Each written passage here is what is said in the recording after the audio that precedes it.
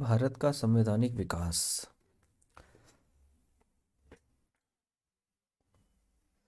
भारत का संवैधानिक विकास में हम सबसे पहले दो पार्ट में डिवाइड करते हैं भारत के संवैधानिक विकास को।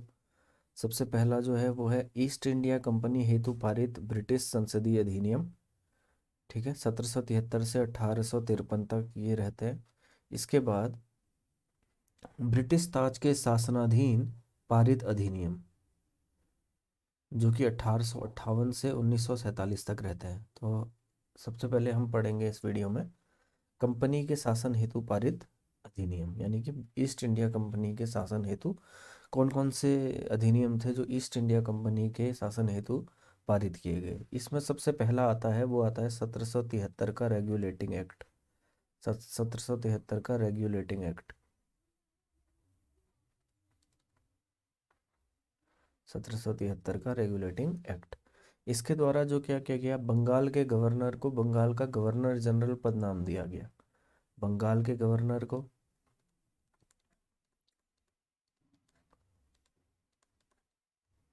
बंगाल का जो गवर्नर था उसको गवर्नर जनरल नाम दिया गया। गवर्नर जनरल, सबसे पहला काम इसमें यही किया गया।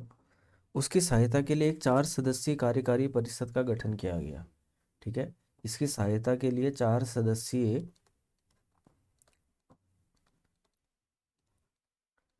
कार्यकारी का गठन किया गया, कार्यकारी परिषद का गठन किया गया।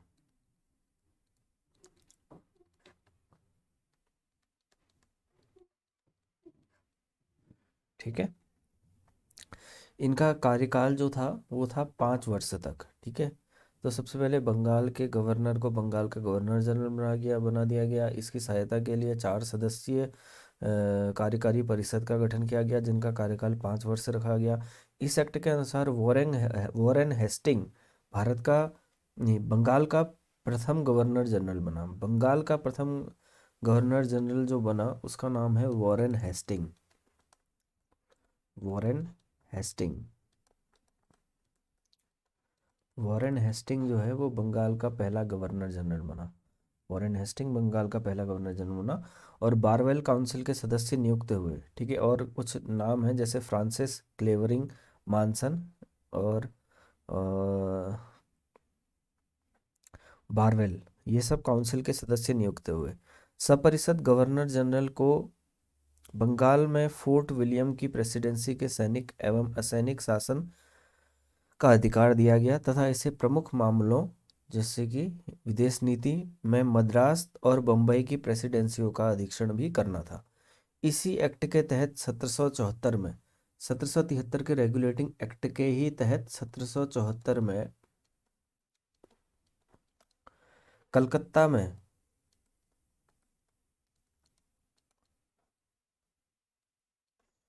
एक उच्चतम न्यायालय की स्थापना की गई। कलकत्ता में 1774 में कलकत्ता में एक उच्चतम न्यायालय की स्थापना की गई।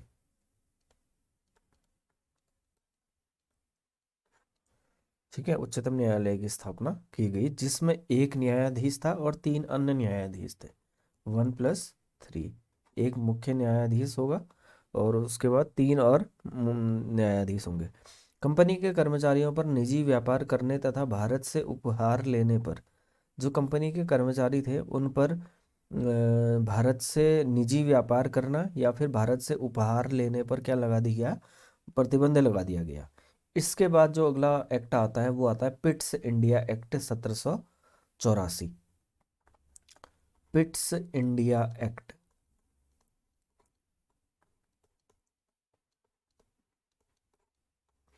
Pitt's India act 1784। 1784 का पिट्स इंडिया एक्ट, इसमें क्या होता है, इसके द्वारा कंपनी के राजनीतिक और व्यापारिक कार्यों का पृथक्करण किया गया। ठीक है, कंपनी के जो राजनीतिक कार्य हैं उनको अलग करा गया और राजनीतिक और व्यापारिक जो भी कार्य हैं उनको क्या किया गया, पृथक्करण किया गया। इस एक्ट में निदेशक मंडल को कंपनी के व्यापारिक मामलों के अधीक्षण की अनुमति तो दी गई, परंतु राजनीतिक मामलों के प्रबंधन के लिए नियंत्रण बोर्ड का गठन किया गया।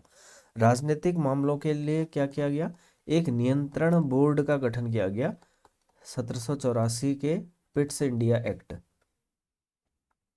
नियंत्रण बोर्ड का गठन किया गया, ठीक है, किसके लिए? राजनीतिक मामलों के लिए नियंत्रण बोर्ड का गठन किया गया। नियंत्रण बोर्ड का गठन किया गया। 1786 के अधिनियम के द्वारा गवर्नर जनरल का विशेष परिस्थिति में अपने परिषद के निर्णय को निरस्त करने अथवा लागू करने का अधिकार दिया गया। इसके बाद आ जाता है 1786 का अधिनियम। 1786 का एक अधिनियम आया, 1786 का अधिनियम। इस अधिनियम ने क्या क्या कहा? 1786 के अधिनियम ने गवर्नर जनरल को विशेष परिस्थिति में अपनी परिषद के निर्णय को निरस्त करने अथवा लागू करने का अधिकार प्राप्त हुआ 1786 के अधिनियम के द्वारा। गवर्नर जनरल को प्रधान सेनापति की शक्तियां भी प्रदान की गई। प्रधान सेनापति की शक्तियां भी क्या करी गई? गवर्नर जनरल को दे दी गई 1786 के अधिनियम के द्वारा। ये दोनों अधिकार सबसे पहले लॉर्ड कॉर्नवालिस के पास आए। किसके पास आए? Lord Cornwallis.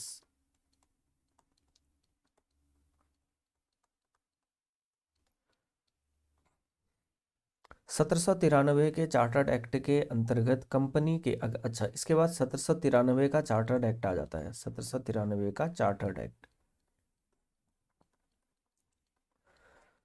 1793 के चार्टर एक्ट के अंतर्गत कंपनी के अधिकारों को 20 वर्ष के लिए बढ़ा दिया गया। 1793 का जो चार्टर एक्ट आया उसने क्या किया? कंपनी के अधिकारों को 20 वर्ष के लिए बढ़ा दिया। 20 वर्ष के लिए बढ़ा दिया। 1813 के चार्टर एक्ट, इसके बाद 1793 के चार्टर एक्ट के बाद 1813 का चार्टर्ड एक्ट आया। 1813 का चार्टर्ड एक्ट। 1813 के चार्टर एक्ट द्वारा पहली बार भारतीयों की शिक्षा पर प्रतिवर्ष 1 लाख रुपए का खर्च करने का उपबंध किया गया। 1813 के चार्टर एक्ट के अनुसार क्या किया गया? भारतीयों की शिक्षा पर 1 लाख रुपए खर्च, भारतीयों की शिक्षा पर 1 लाख रुपए खर्च करने का उपबंध किया गया। कंपनी के भारतीय व्यापार के एकाधिकार को समाप्त कर दिया गया। यद्यपि चीन के साथ चाय के व्यापार पर उसका अधिकार बना रहा। ठीक है, कंपनी के भारतीय व्यापार के एकाधिकार को समाप्त कर दिया गया, यद्यपि चीन के साथ चाय के व्यापार पर उसका एकाधिकार बना रहा। 1833, इसके बाद 1833 का चार्टर्ड एक्ट आ जाता है। 1833 का chartered act, chartered act of 1833। 1833 के चार्टर एक्ट के द्वारा बंगाल के गवर्नर जनरल को संपूर्ण भारत का गवर्नर जनरल बना दिया गया। ये बहुत इंपॉर्टेंट है। 1833 का चार्टर्ड एक्ट, इसने क्या किया? बंगाल का गवर्नर जनरल जो था, बंगाल का गवर्नर जनरल, बंगाल का गवर्नर जनरल, इसको पूरे भारत का गवर्नर जनरल कहा जाने लगा। भारत का गवर्नर जनरल, भारत का गवर्नर जनरल बना दिया गया। इस चार्टर एक्ट की धारा 87 के अनुसार कोई भी भारतीय केवल धर्म, जन्म स्थान, वंश और वर्ण के आधार पर सरकारी सेवा के लिए अयोग्य नहीं समझा जा सकता। देश की शासन प्रणाली का केंद्रीकरण कर दिया गया। लॉर्ड विलियम बेंटिक भारत के प्रथम गवर्नर जनरल बना। तो लॉर्ड विलियम बेंटिक, ये नाम याद रखना पड़ेगा, Lord William Bentinck. Bentinck, Bentinck, Lord William Bentinck Bharat का प्रथम गवर्नर। कंपनी के समस्त व्यापारिक कार्य समाप्त कर दिए गए तथा भविष्य में उसे केवल राजनीतिक कार्य ही करने थे। गवर्नर जनरल की परिषद में एक कानूनी सदस्य, चौथे सदस्य को जोड़ा गया। गवर्नर जनरल की परिषद में एक और सदस्य को जोड़ा गया। जो चौथा सदस्य था उसको बोला गया कानूनी सदस्य। कानूनी सदस्य को सम्मिलित किया गया। सर्वप्रथम जो है मैकाले को कानूनी सदस्य के रूप में सम्मिलित किया गया। इस एक्ट के तहत सपरिषद गवर्नर जनरल को पूरे भारत के लिए कानून बनाने का अधिकार प्रदान किया गया। इसी एक्ट में नियुक्तियों के लिए योग्यता संबंधी मानदंड अपनाकर भेदभाव को समाप्त किया गया। 1853 का इसके बाद चार्टर्ड एक्ट आ जाता है। 1853, 1853 का चार्टर्ड एक्ट। 1853 के चार्टर्ड एक्ट में क्या है? 1853 के चार्टर एक्ट द्वारा विधायी शक्तियों को कार्यपालिका शक्तियों से पृथक करने की व्यवस्था की गई। विधि निर्माण हेतु भारतीय विधान परिषद की स्थापना की गई। विधि निर्माण यानी कि कानून बनाने के लिए भारतीय विधान परिषद,